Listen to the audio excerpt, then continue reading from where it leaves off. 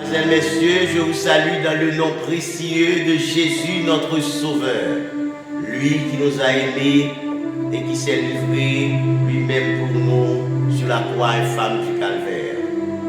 Aujourd'hui, je veux ouvrir une parenthèse pour vous parler de la prière.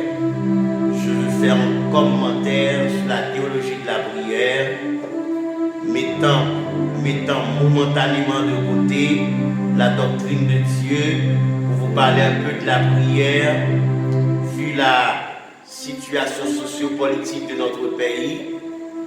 Nous voulons motiver nos compatriotes à rechercher le Seigneur et les gens du monde entier afin qu'ils puissent se tourner vers le Dieu vivant et vrai, l'un des moyens sûrs de communiquer avec Dieu. La prière, c'est la respiration de l'âme, dit-on. De cette image, on peut dégager deux aspects fondamentaux de la prière. Le premier, c'est que la prière, comme la respiration, est extrêmement naturelle à l'âme, en bonne santé spirituelle. Le deuxième, c'est que l'homme spirituel ne peut s'en passer, puisqu'il meurt s'il cesse de respirer. En résumé, la prière est donc naturelle et indispensable aux croyants. Prier, c'est dialoguer avec Dieu, dit saint Augustin. Élever son cœur vers Dieu, c'est ménager une fente dans sa vie par où Dieu puisse entrer.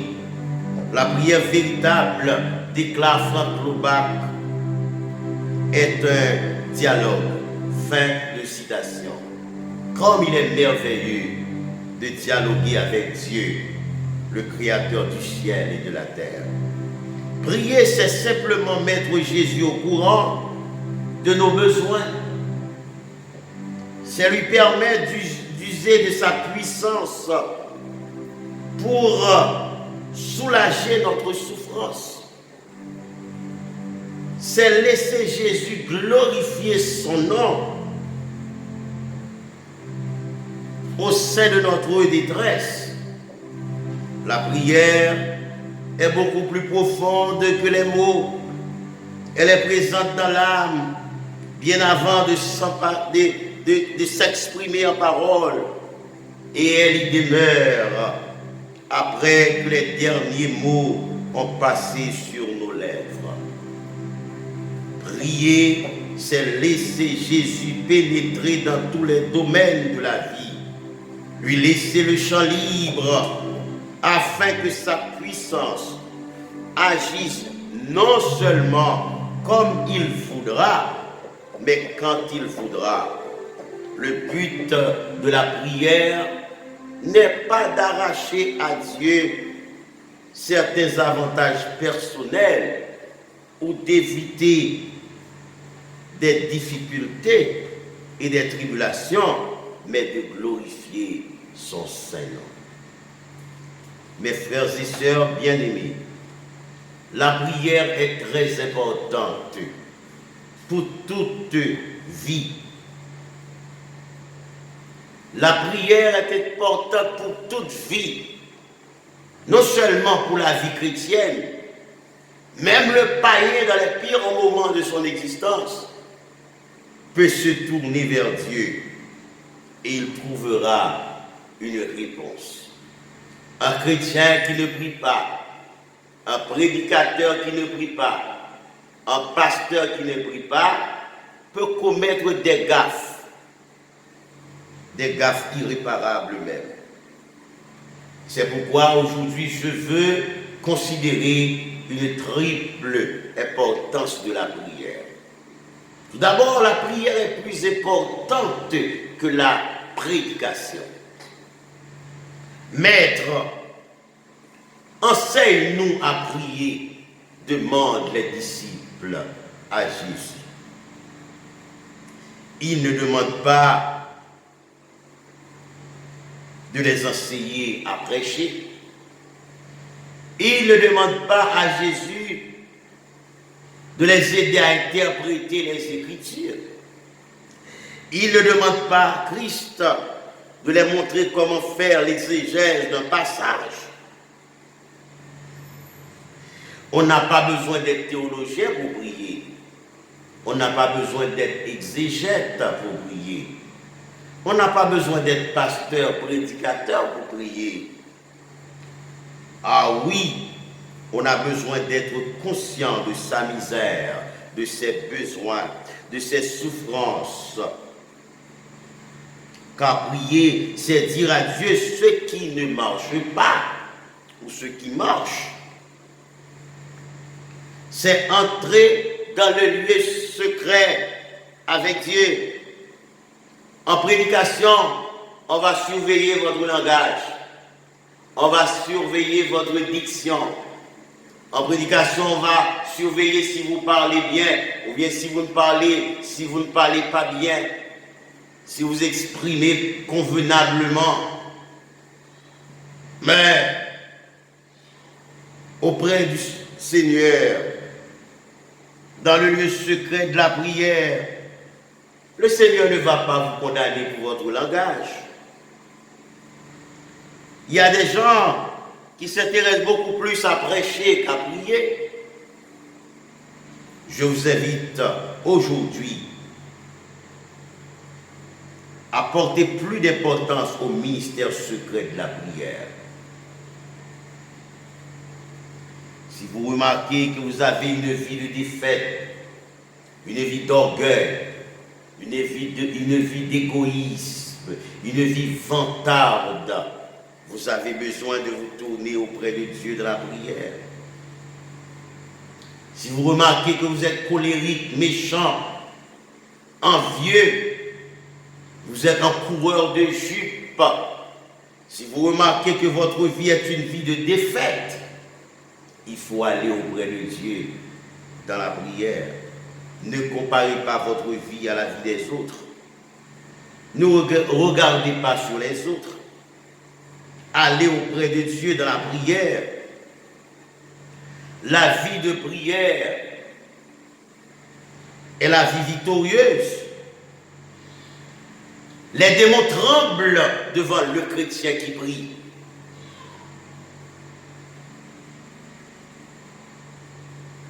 Avant d'être un prédicateur, soyez un homme de prière. Avant d'être un prédicateur, soyez un adorateur. Avant d'être un prédicateur, soyez un intercesseur. Priez matin, priez à midi, priez au soir. Devenez une personne disciplinée dans la prière. Le manque de prière peut être fatal à votre vie. Devenez un homme et une femme de prière. Veillez au matin, veillez le soir, veillez prier toujours. Parce que Satan veut toujours se glisser dans la sainte demeure où doit rayer le Tout-Puissant. Il faut prier. Ne manquez pas de prier. Vous n'avez pas besoin d'être un grand intellectuel pour prier. Vous n'avez pas besoin d'avoir une belle voix pour prier. Hein? Vous pouvez toujours prier, quel que soit votre état, votre niveau de vie ou votre rang social. La prière est plus importante que la prédication. La prière doit être dans votre vie la priorité des priorités. La prière est l'unique chose que Satan redoute. Satan n'a pas de problème si on est un grand prédicateur. Il n'a pas de problème si vous dirigez une grande assemblée. Satan n'a pas de problème si vous êtes un pasteur millionnaire. Satan n'a pas de problème si vous avez de belles voitures. Si vous avez les grands moyens, Satan n'a pas de problème avec ça. Mais il a un problème. Quand vous êtes un homme ou une femme de prière, je vous invite à donner votre vie à Dieu, à vous consacrer à la prière. Le manque de prière, c'est prendre position pour Satan contre Dieu. Il ne faut pas manquer de prier. Le manque de prière, c'est donner au diable des armes pour combattre Dieu. Le manque de prière est une tentative de détrôner Dieu. Pasteur, prédicateur, homme de Dieu, serviteur et servante de Dieu, engagez-vous à prier, consacrez-vous à prier. Le manque de prière est une détermination de s'assurer que les perdus demeurent dans la perdition. Le manque de prière est la preuve que Satan et un homme sont en train d'établir une relation. Il ne faut pas manquer de prier. Le manque de prière est la preuve qu'un homme a perdu Dieu. Quand un homme s'intéresse beaucoup plus à la prédication qu'à la prière, déjà, il commence par être dans sa chute. Il faut aller auprès de Dieu, dans le lieu secret de la prière. Non seulement la prière est plus importante que la prédication, deuxièmement, la prière est plus importante que l'évangélisation. Avant de penser à des campagnes d'évangélisation pour Dieu, avant de penser à gagner des âmes pour Dieu par l'évangélisation personnelle, il faut entrer dans une communion parfaite avec Dieu par la prière. Il faut avoir une tête-à-tête avec Dieu. Il faut dialoguer avec Dieu. Il faut rechercher Dieu avant de rechercher les hommes. Pour Dieu. L'une des joies de prêcher l'évangile, dixit l'évangéliste Billy Graham, c'est la puissance du Saint-Esprit. La conviction intime que le Saint-Esprit agit en nous et par nous. Cette puissance divine est contagieuse de par sa propre nature. Elle déborde pour atteindre les auditeurs et les personnes sont puissamment attirées vers Dieu. C'est là une preuve certaine, poursuit-il, de ce que Dieu n'a pas changé. Pour évangéliser les hommes efficacement, il faut avoir une tête-à-tête régulièrement avec le Dieu trois fois saint. Afin qu'on puisse connaître son programme pour le monde, son plan d'action. Avant de se revêtir de la puissance du Saint-Esprit, les disciples ont dû passer des jours et des nuits en prière. Mesdames et messieurs, écoutez ce que Jésus a dit à ses disciples. Ne vous éloignez pas de Jérusalem en attendant la puissance d'en haut. Restez à Jérusalem, si fiers, restez dans la prière, restez dans la chambre haute, restez auprès de Dieu. Il devait prier matin, midi et soir, il devait prier. Et comme vous savez, le jour de la Pentecôte, la puissance de Dieu était répandue sur les disciples. Il commençait par prêcher avec dynamisme, avec puissance. Si on veut évangéliser, sans prier, on va inévitablement au-devant d'une grande défaite. Car vouloir faire le travail de Dieu sans Dieu, c'est catastrophique. Mesdames et messieurs, frères et sœurs bien-aimés, la prière est plus importante que la prédication.